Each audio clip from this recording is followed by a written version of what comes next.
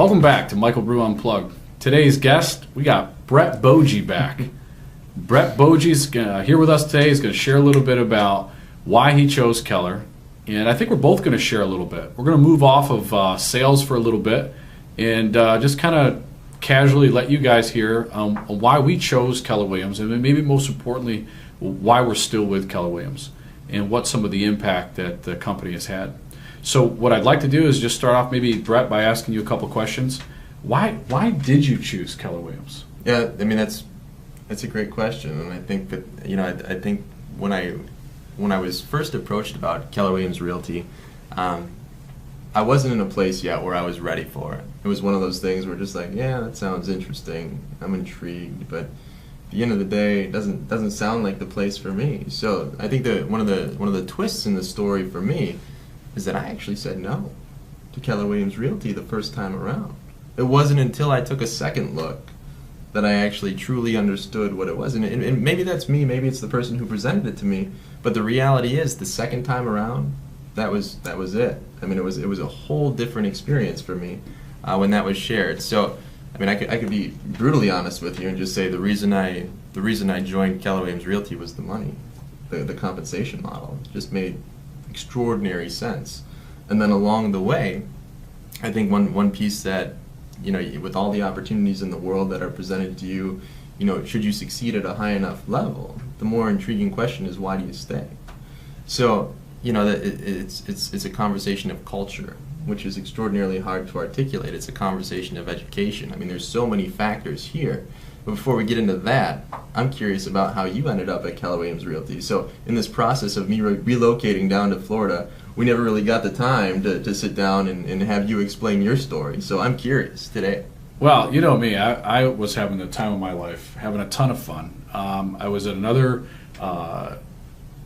large real estate company in the area, and this guy had been calling me and contacting me. His name was Charles Pozos. He's actually the owner and operating principal of all this. I know him well. And at first I was like not crazy about getting together and talking about a change. I mean, he kept calling me and talking about you should take a look at this thing. Mind you, at the time, Keller Williams was only ranked like number 7 in the country. Right. And locally, I don't think we had a rank. If we did, it would have been like number 182. Very much Keller who at that point. Yeah, Keller who. Keller who are you? And so for me, I actually, this is kind of funny hearing you say it, but I turned down Keller the first time around too. I met with a guy, and he was really caught up in like sharing with me the commercial of Keller Williams, right? And not understanding who I am. Like, I don't want to be sold, mm-hmm. And I was already doing extremely well at the time with my other company, right? And so I wasn't necessarily looking for a change. But I did agree to meet with him, and more or less just to kind of appease this Charles guy that kept calling. And I have to tell you that for me as well, the second time around, the second experience, I like that word. I'm gonna coin that. I'm gonna take that because that's pretty awesome. The experience that I had the second time around was awesome. Mm-hmm. And for the first time in my adult life, I had seen new opportunities that were being presented to me, and they were being presented at really just at a level I've never looked at before. And with breaking apart the economic model, mm-hmm. and just seeing how that made sense, because ultimately an agent gets to own their own business, drive their business as far as they want, and keep 100% of the commissions. Right. When I first looked at that, I thought there had to be a hole in it, so I was kind of fishing for the hole. I couldn't say yes to right. that because it didn't make any sense. Right. Now that I'm with the company and I get it, and I get that we're so much more than just a real estate company, and then we can go into like the KW culture, which is I think maybe a reason why we both stayed internally. I found things that were became important to me later on that really weren't important to me up front, but aligning myself with a company that has global impact. In a way that they go out and make a difference in the community, and not just on one special day a year like Red Day, but also in many, many different ways. That to me became like really important, who I aligned myself with. Mm-hmm. So that's kind of a short version of how I got attracted to Keller, and maybe a little bit of a brief outlook into why I never left. I mean, it's going on 10 years. Right. So let me ask you a question that might resonate with you. So we both have the opportunity to share Keller Williams Realty and our story with people on a daily basis. Oh, yeah, for sure. So don't you find, now it's been, 10 years for you now? 10 years. Don't you find that now is a more exciting time than ever before in the history of Keller Williams Realty to kind of share that story? Yeah, I can only think of one word that really describes our business and what we're experiencing right now, and it's explosive. I would have to agree with that. Yeah. That's right on the mark. I mean, it's really been an interesting time for me. If you go back, all the things that I initially joined Keller Williams Realty for, they've changed, they've evolved. I mean, I'm not even sure it's the same company it was. I think we're a For me, different it was- company. yeah, I think so too. I think 6 years ago it was a whole different conversation than it is today. And that has nothing to do with the fact that we're the largest in the United States at this point or anything. I think it's what the agents need in today's market changed so rapidly over the 5 years. Our company had to change that quickly with it. I have to stop you there because I think for me the biggest struggle that I've had in leadership was as soon as I mastered something that Keller Williams would put out, it would be the moment you mastered it, it became obsolete. Because they were always trying to get in front of the wave, get in front, be ahead of the curve, and to the point where it was almost frustrating. Right. In a leadership role, because you master it, and then you get excited about it. And then, Right. And then, but by the time you mastered it, it was already becoming history because they had moved on to the next thing. And the reason became clear later because it was always about keeping the agent at the pinnacle. Right. And that's important, I think, to my core values. Right. Is seeing the agent always be at the top for no matter what it is. What are we doing for the agent's business? What are we doing to help the agent live the life that they want to live?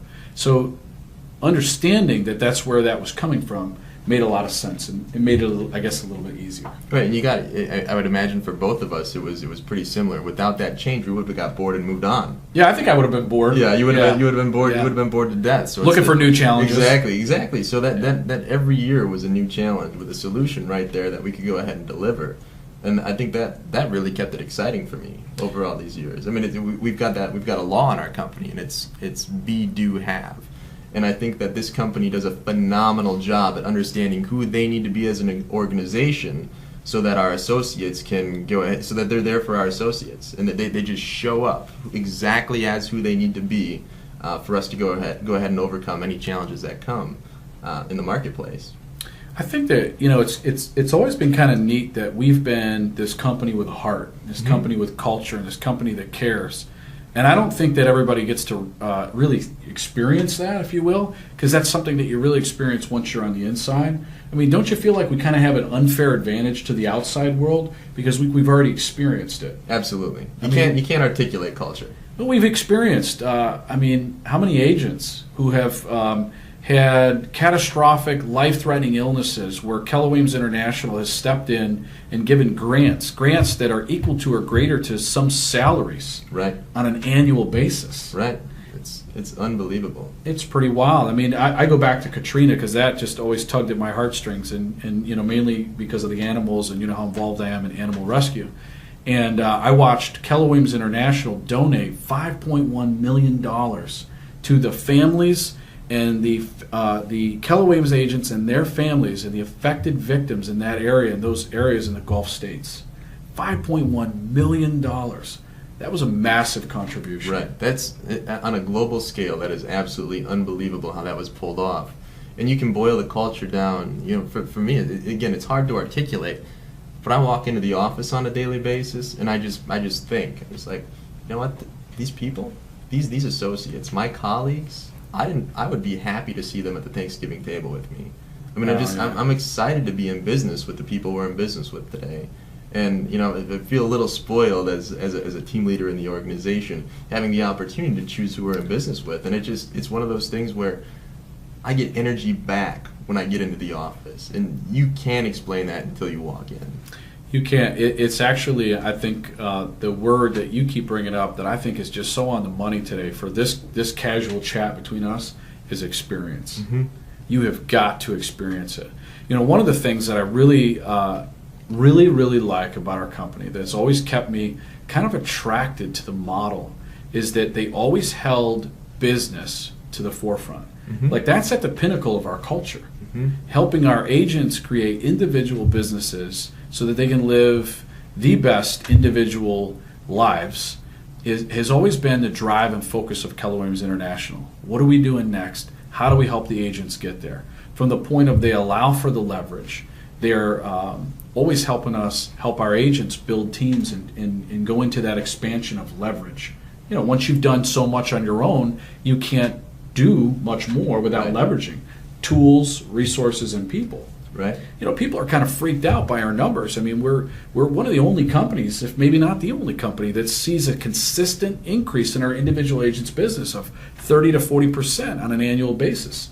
Those are pretty wild numbers. You can't do those numbers unless you're willing to submit to the law of leverage and make those hires. Mm-hmm. It goes back to that conversation we had earlier, where if the company wasn't constantly changing, we might get bored. That would also be the case if the company didn't have any value to offer after about $5 million in volume. And what I always tell people is that the organization is top notch to $5 million in volume. Nobody comes close to the shadow after about $5 million in volume because nobody teaches the models of leverage after that. Didn't you find that was like a hole in our industry? It is a huge hole. A huge hole. Because we're great people. All of a sudden we get a connection. Like, you know, Mike, I'm loving your energy and I'm feeling great. Come be on my team. And I just hired somebody that's going to go ahead and do the exact same things that I do really well. And everything I do horrible, you're going to be horrible at too. Yeah. That's the missing. That's the missing link right there. And that truly is a challenge piece that I love in our organization. Well, I got to tell you, it was one of my main attractions to the company. I mean, we're in business with a lot of good people. I mean, they're naturally gifted. They're naturally lifted. They get to a certain point and plateau that, you know, it's not a bad place to get stuck. If you're making $400,000 or $500,000 and you get stuck in that rut, that's not a bad place to get stuck. Right. But what I love is if they've got the passion, the fire, the desire to go beyond that, to get to that 1 million mark or really close, we have the pathway to help an agent get there. Right. As soon as they ignite that fire.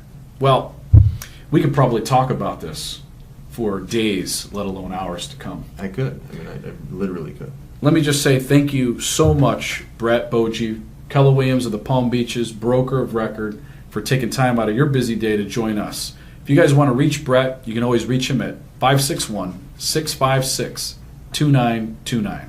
Brett, thanks again. Mike, it's an honor to be here. I really appreciate it. Awesome. We hope to have you back. Thank you for joining us. I'm Michael Brue, Unplugged. You can reach me at 561-301-3287 or michaelbrue@gmail.com. Thank you. Stay tuned. We got some great guests coming next week.